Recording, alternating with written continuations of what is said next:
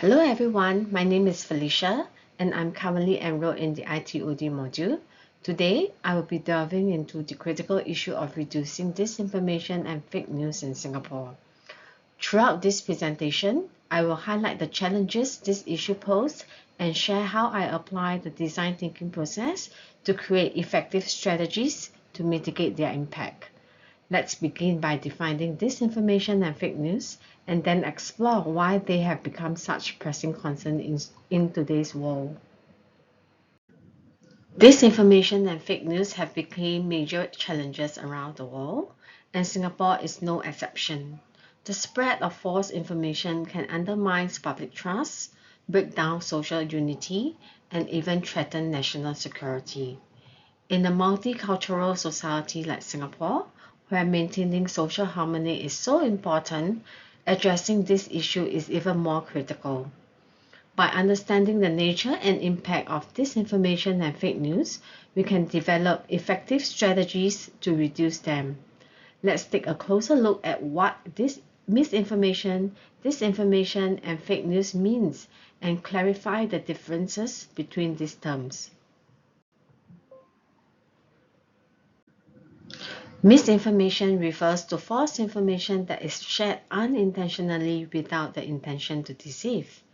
On the other hand, disinformation is false information that is purposely spread to mislead or deceive others.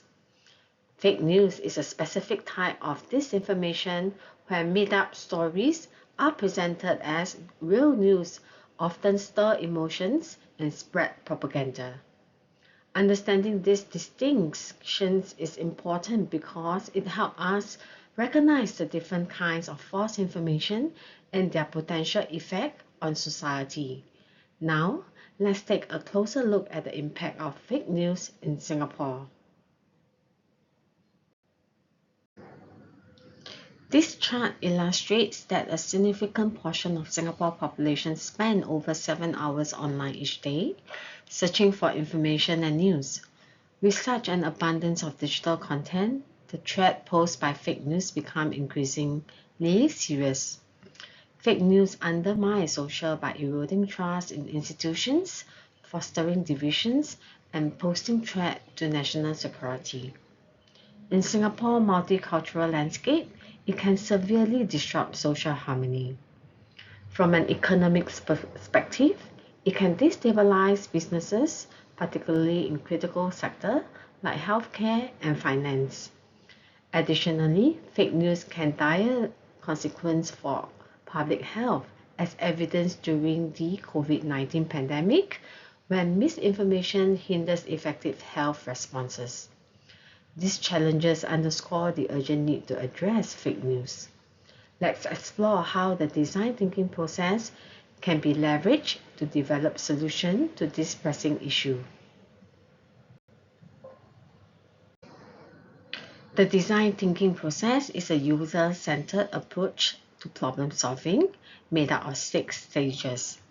First, in the empathize stage, I focus on understanding how people experience this information. This involves conducting surveys and organizing focus groups to gain insights on how individuals consume news and their awareness of fake news. During the define stage, I use these insights to create a clear problem statement, which became a framework for developing solutions. In the ideate stage, I brainstorm a variety of ideas, including public awareness campaigns, fact-checking tools, and a mobile application designed to verify news sources. The prototype stage involves creating simple wireframes to visualize the user experience and collect initial feedback. From there, I develop more detailed interactive prototype to show a more realistic version of the final product. In the test stage, I gathered user feedback to refine and improve the prototype. Finally, in the implementation stage, I launched the solution to a broader audience, continuing to collect feedback for ongoing improvement. By following these stages, my goal was to develop a solution to reduce disinformation in Singapore? Let's now delve into the empathize stage.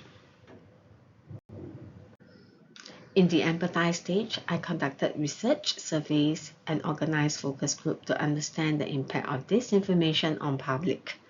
This helped me gather valuable insights on how people consume news and their awareness of fake news. As I moved on the empathize stage, the next step was clearly to define the problem based on the insights I have collected. This brought me to the define stage where I craft a precise problem statement to guide the development of my solution.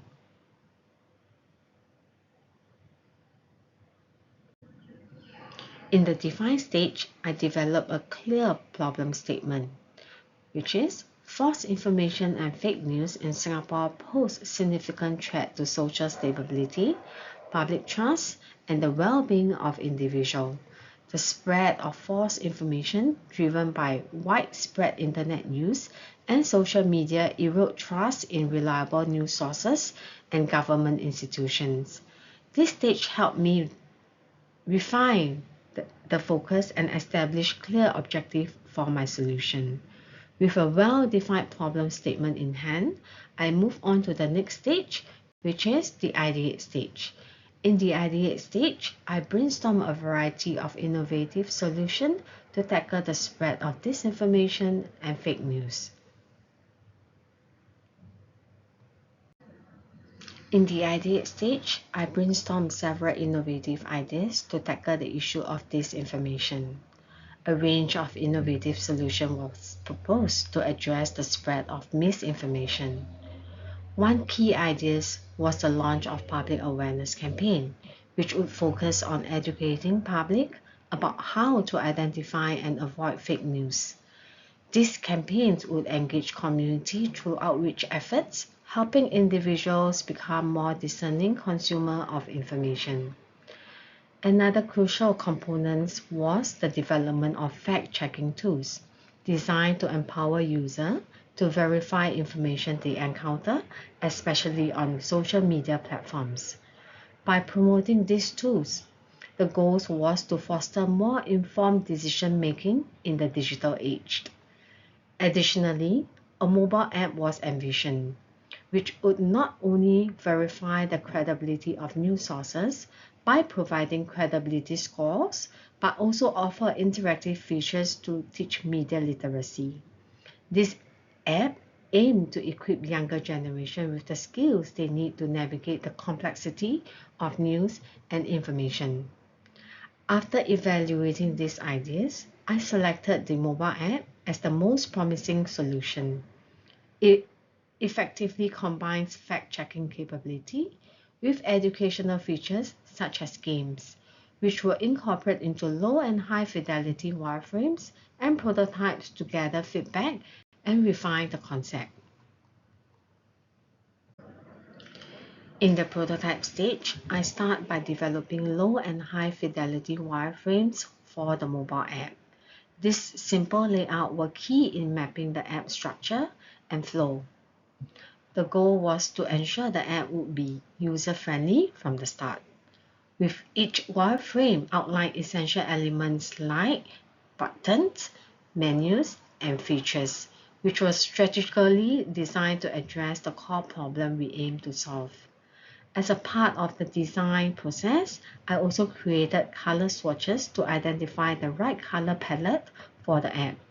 I wanted to ensure the app would be appeal to the younger audience. So, I carefully selected the colors that are vibrant and engaging. Additionally, I researched the types of games that will attract children, games that are fun, interactive, and easy to navigate. Once the wireframe were completed, I moved on to create mockups for prototypes.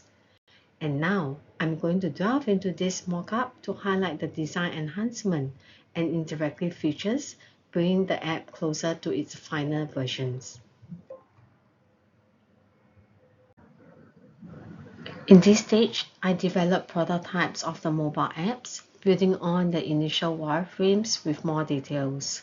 I incorporate vibrant colors, engaging visuals, and child-friendly typography to ensure that the app was not only functional, but also appealing to younger users. Key features include first, news verification. These features allow users to check the credibility of news sources for accuracy and reliability. Then, there is a claim submission features which enable users to submit news for verification, directly contributing to the fight against misinformation. And finally, educational resources, which is interactive games and videos that teaches children how to spot fake news, helping to foster critical thinking and media literacy. I included this screenshot of the mock-ups prototypes to showcase the refined design, key features, and interactive elements. This visual effectively demonstrates the app user's experience and its potential impact.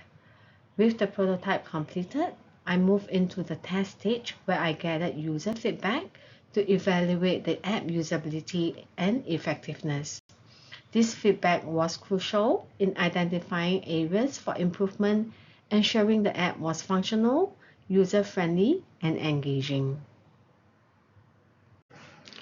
In the test stage, I evaluated the prototypes with three distinct groups: secondary students, lecturers, and tertiary students. Their feedback was invaluable in assessing the app's usability, functionality, and overall user's experience. They help highlight areas that need improvements. During testing, participants emphasized the importance of clear instruction and a simple, intuitive design. The insights were crucial in refining the prototypes. To document this process, I've included photos of the testing sessions and feedback collections, illustrating how user input was gathered and analyzed.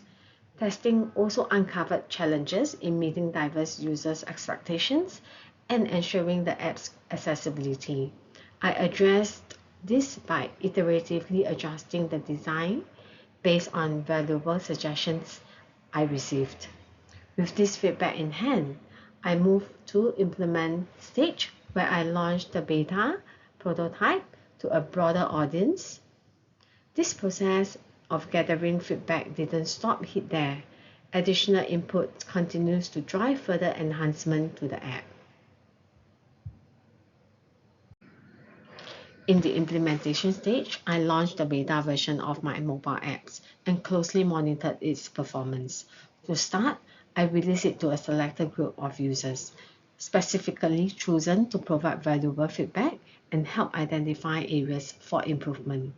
I've also included some images from the app launch showing users engaging with the app. The excitement and engagement from these early adopters were truly encouraging. This stage was crucial for understanding how the app performed in the real-world setting. By gathering direct feedback, I was also able to make necessary adjustments and fine-tune the app based on the actual user experience. After successfully implementing my solution, I took time to reflect on the entire design thinking process. This final stage gave me the opportunity to summarize my journey and share the key lessons learned along the way. The process from understanding users to putting the solution into action allows me to create a robust, user-friendly applications. By following the design thinking methodology, I was able to develop a comprehensive solution aimed to reduce disinformation and fake news in Singapore. My approach was grounded in understanding user needs, creating and testing prototypes, and continuously improving the design. This iterative process was vital in ensuring the app truly meet the needs of the user. In conclusion, the design thinking process provided me with critical insights into effective addressing the root cause of disinformation in Singapore. It was taught this method that I was able to not only solve pressing issues, but also create a tool that has the potential to make a real difference. My work doesn't stop here. Ongoing monitoring, gathering feedbacks, and continuously making improvement are crucial to ensuring that my solution remain effective and relevant. Together, we can create a more informed and resilient society, one that can differentiate between truth and falsehood while trusting reliable sources of information. Thank you for your attention, and I'm excited to hear your questions and feedback as we continue this journey. Thank you.